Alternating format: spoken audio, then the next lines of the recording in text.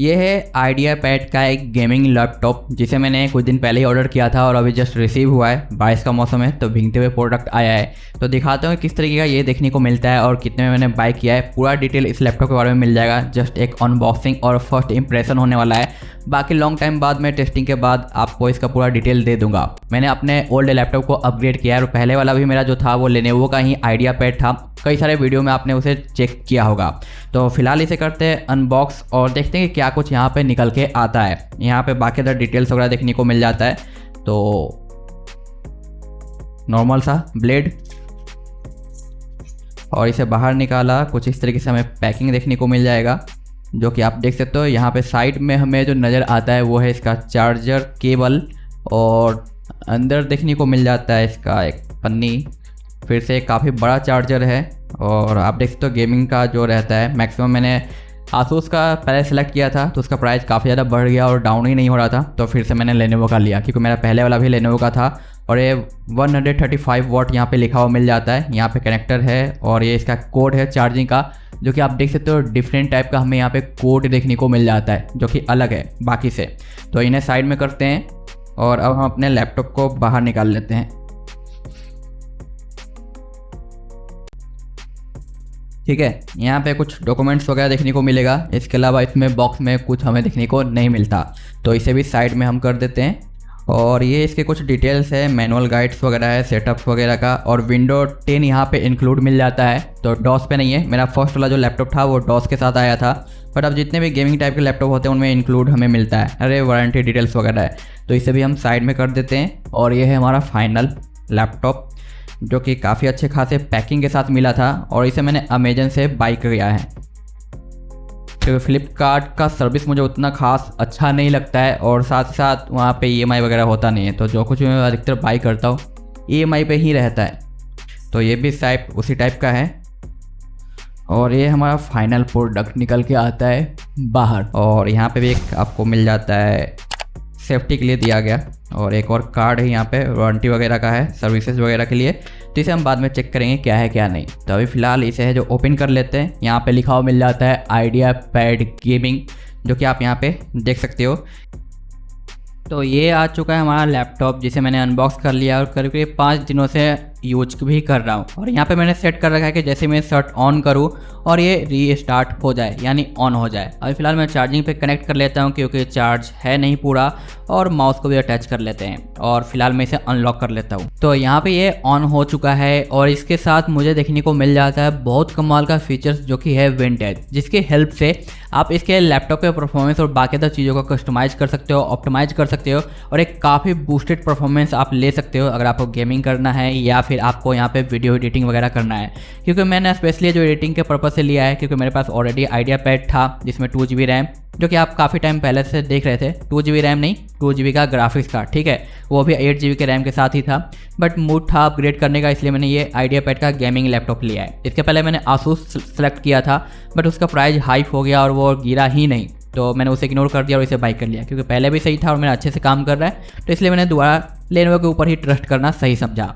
यहाँ पे आप देख सकते हो 4GB यहाँ पे GPU देखने को मिलता है, 8GB का यहाँ पे रैम है जिसमें 6.5 दिखा रहा है और यहाँ पे 250GB का SSD है ताकि आपका लैपटॉप का जो परफॉर्मेंस है वो काफ़ी बूस्ट रहे, हर एक चीज़ काफ़ी अच्छे से हो जाए।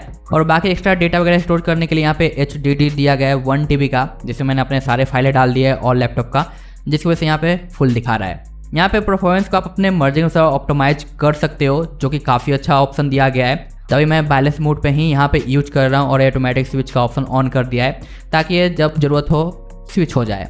इसके बाद यहाँ पे नेटवर्क बूस्ट का ऑप्शन मिलता है जिससे आपका जो नेटवर्क कनेक्शन है वो काफ़ी अच्छा खासा रहेगा क्योंकि यहाँ पे ड्यूल मोड का Wi-Fi 6 दिया गया है तो काफ़ी अच्छा स्पीड आपको मिल जाएगा नेटवर्क के कंपेरिजन में। साथ साथ यहाँ पे ऑटो क्लोज का ऑप्शन है और टच पैड आप लॉक कर सकते हो ताकि आप माउस वगैरह यूज करो और बाकी अदर चीज़ें तो दिक्कत ना हो। और यहाँ पे रैपिड चार्ज का ऑप्शन मिलता है, इसे ऑन करोगे तो काफ़ी क्विक चार्ज हो जाएगा क्योंकि यहाँ पे 135 वाट का चार्जर मिलता है बड़ा सारा। और यहाँ पे बैटरी का रैपिड चार्ज मैं सजेस्ट करूँगा कि आप यूज ना करें अगर आप है जो कंटिन्यू लैपटॉप को यूज करने वाले हो तो, क्योंकि ऐसे में अगर आप इसे रखते हो तो जल्दी से बैटरी चार्ज हो जाएगा और वापस एक्स्ट्रा है जो पावर भेजता रहेगा जिससे बैटरी का जो लाइफ है लैपटॉप का वो डाउन होगा। तो अगर आप इसे ऑफ रखते हो और कंटिन्यू यूज करते हो लॉन्गर टाइम तक तो ये क्या करेगा, मैनेज करेगा। आगे आपको मैं ऑप्शन दिखा रहा हूँ, जिससे आपका बैटरी का जो लाइफ है लैपटॉप का वो काफ़ी लॉन्गर होगा और कोई दिक्कत भी नहीं आएगा। बाकी आप वाईफाई सिक्योरिटी और डॉलर वगैरह को ऑन कर सकते हो। यहाँ पे अपडेटर मिलता है जहाँ से सिस्टम अपडेट वगैरह चेक करेगा क्या है क्या नहीं। बाकी आप बाद में अपडेट कर लेना जब भी आएगा। तो बैटरी के अंदर आपको देखने को मिलता है बैटरी मोड, जहाँ पे ये सारे ऑप्शन को आप ऑन एंड ऑफ कर सकते हो और ये सारे आइकन यहाँ पे आपको देखने को मिलेगा जो कि बैटरी का यहाँ पे दिखाई दे रहा है।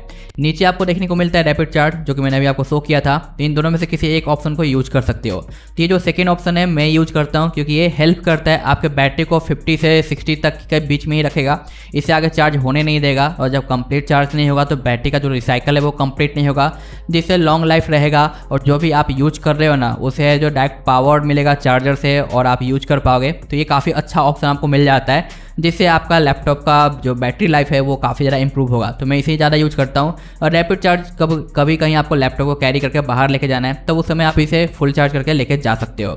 बाकी ये फ्लिप टू स्टार्ट, जो कि आपने स्टार्टिंग में चेक किया था, डायरेक्ट ऑन हो गया था। तो ये चीज़ें ऑप्शन आपको मिल जाएगा अगर आप ऑन रखते हो तो इसे फिलहाल मैं ऑन रखता हूँ।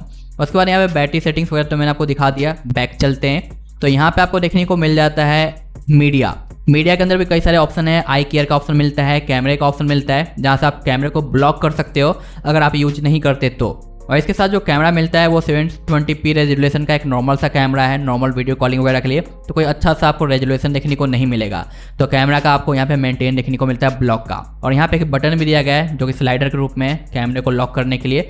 तो काफ़ी अच्छा ऑप्शन आपको यहाँ पे मिलता है। साथ साथ इनपुट एक्सेसरीज के कुछ फीचर्स वगैरह मिल जाते हैं जहाँ पे टच पैड माउस वगैरह को आप यहाँ पे कंट्रोल कर पाओगे, जो कि काफ़ी अच्छे तरीके से यहाँ पे काम करता है। बैक आते हैं यहाँ पे तो आपको और भी एक्स्ट्रा ऑप्शन देखने को मिल जाता है, जैसे कि हार्डवेयर स्कैन वगैरह का, जहाँ से आप प्रोसेसर, मेमोरी, वायरलेस स्टोरेज वगैरह को स्कैन कर सकते हो। यहाँ पे कस्टमाइज वगैरह का भी ऑप्शन आपको देखने को मिलेगा, यानी पूरे लैपटॉप के मैक्सिमम चीज़ों को आप यहाँ पे चेकआउट कर सकते हो। और यहाँ पे IdeaPad गेमिंग 315IMH05 मॉडल जो है वो देखने को यहाँ पे मिल जाता है। और यहाँ से डायरेक्ट वारंटी ऑप्शन वगैरह भी आपको देखने को मिलेगा कि कब तक का वारंटी है।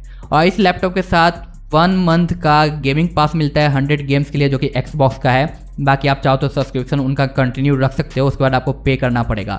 तो मैं गेमर्स हूँ नहीं तो मेरे काम का है नहीं, बट आप अगर लेते हो तो आपके काफ़ी काम यहाँ पे आने वाला है। बाकी आप देख सकते हो यहाँ पे फिजिकल मेमोरी देखने को मिल रहा है, स्टोरेज है और यहाँ पे इंटेल का प्रोसेसर जो कि i5 है आइडिया का, जो कि 10300H है, जो कि H सीरीज काफ़ी ज़्यादा माना जाता है हैवी परफॉर्मेंस वगैरह के लिए।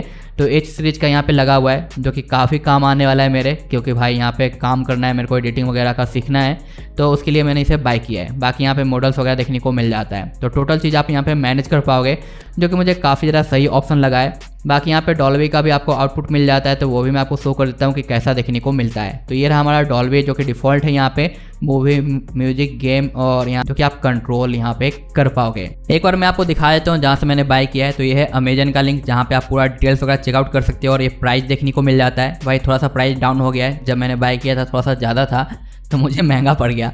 यहाँ पे आप देख सकते हो IdeaPad Core i5 10th generation 15.6 inch full HD 120 का रिफ्रेश रेट है, तो काफ़ी कमाल का है और काफ़ी स्मूथ आपको एक्सपीरियंस मिलने वाला है। 8 GB का रैम है, जिसे मैं अपग्रेड करने वाला हूँ 16 GB के आसपास तक ये अपग्रेड होगा, उससे ज़्यादा नहीं होगा। तो आ रहा है, ऑर्डर किया हुआ है, जैसे ही आता है मैं अपग्रेड का भी वीडियो आपको दे दूंगा कि कैसे करना है। 1 TB तो अपग्रेड की ज़रूरत नहीं है। और स्टोरेज रन करने के लिए, बाकी सॉफ्टवेयर वगैरह के लिए 256 SSD है, तो ये भी काफ़ी सही है। डिफ़ॉल्ट आपको विंडो 10 मिलेगा। NVIDIA का है जो GTX 1650 4 GB ग्राफिक्स दिया गया है।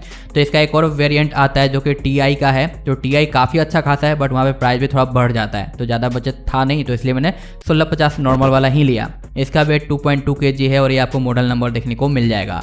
नीचे आते तो बाकी ऑल स्पेक्स वगैरह यहाँ पे देखने को मिलते हैं। और बाकी यहाँ पे जो USB पोर्ट दिया गया है वो ओनली ऑन 2 पोर्ट है। तो मैंने बहुत सारा सेलेक्ट किया था और मैं कंफ्यूज हो गया कि मुझे लगा कि यहाँ पे 3 पोर्ट है, बट जब आया तो 2 पोर्ट ही है, तो मेरे को USB हब अब बाई करना पड़ रहा है।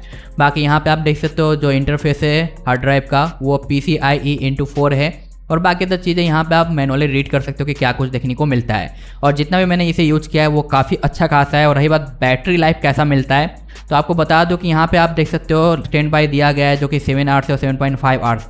तो इस पे आप देखोगे तो लगेगा कि आपको काफ़ी अच्छा बैकअप मिलेगा। लेकिन जितने भी गेमिंग लैपटॉप हैं जब उसने यूज करोगे प्रॉपर तरीके से ना, तो मैक्सिमम से मैक्सिमम आपको 2 घंटे तक का ही बैकअप मिलेगा, उससे कम भी मिल सकता है। तो ये उम्मीद मत करना कि आप मूवी देख लोगे, ये कर लोगे, वो कर लोगे, तो इतना अच्छा खासा आपको बैकअप नहीं मिलेगा। जस्ट लाइक अ डेस्कटॉप, जो कि हैवी डेस्कटॉप होता है जिसमें अलग से दिया जाता है बैटरी, बस जो काम करो उसे कंप्लीट कर लो, बस उतना ही तक आपको यहाँ पे बैटरी लाइफ मिलेगा। इससे ज़्यादा आप उम्मीद मत कर लेना कि बैटरी लाइफ अच्छा मिलने वाला है। मैंने आसूस का सिलेक्ट किया था, बट आसूस में प्रॉब्लम मेरे को देखने को मिला, बहुत सारे यूजर्स कंप्लेन कर रहे थे कि कीबोर्ड ख़राब हो जा रहा है और चार्जर बहुत जल्दी ख़राब हो जा रहा है, और भाई चार्जर ऑनलाइन ढूंढने पे मिल भी नहीं रहा है। तो इसकी वजह से कुछ इशूज दिखाई दिए तो मैंने इग्नोर कर दिया, और मुझे ये बिल्कुल ही परफेक्ट लगा, सब चीज़ है जो यहाँ पे कंप्लीट करता है जो कि मुझे चाहिए था, तो मैंने इसे सिलेक्ट कर लिया। तो जो कुछ भी था मैंने यहाँ पे आपको शो कर दिया है। क्या है ओपिनियन, आप कुछ जानना चाहते हो इसके बारे में, अपना राय वगैरह, तो कमेंट कर देना, मैं आपकी हेल्प करने की कोशिश करूँगा। और बाय करना है तो बाय लिंक आपको डिस्क्रिप्शन में मिल जाएगा। बट जो मेरा ओपिनियन है इस लैपटॉप के बारे में वो भाई काफ़ी कमाल का है, क्योंकि 2 फ़ैन यहाँ पे मिल जाते हैं इस साइड पे, और जब आप एडिटिंग वगैरह करोगे या हैवी टास्क तो फ़ैन चालू हो जाएगा और आपके लैपटॉप कभी भी हीट नहीं होगा, क्योंकि मैंने जितना भी काम किया है ना मुझे ज़्यादा हीटिंग देखने को नहीं मिला। और जो इसका फ़ैन है वो काफ़ी ज़्यादा आवाज़ करता है, अगर आपका रूम का फ़ैन बंद है तो आपको पता चलेगा काफ़ी तेज़ आवाज़ है, लेकिन उतना भी ज़्यादा नहीं, हाँ लेकिन एक अच्छा सा फील आता है। तो मेरा ओल्ड वाले लैपटॉप में नहीं था फ़ैन वगैरह, तो वो काफ़ी ज़्यादा हीट हो रहा था, तो इसकी वजह से अब यहाँ पे देखने को नहीं मिलता है। सो आज के लिए इतना ही, बाय बाय।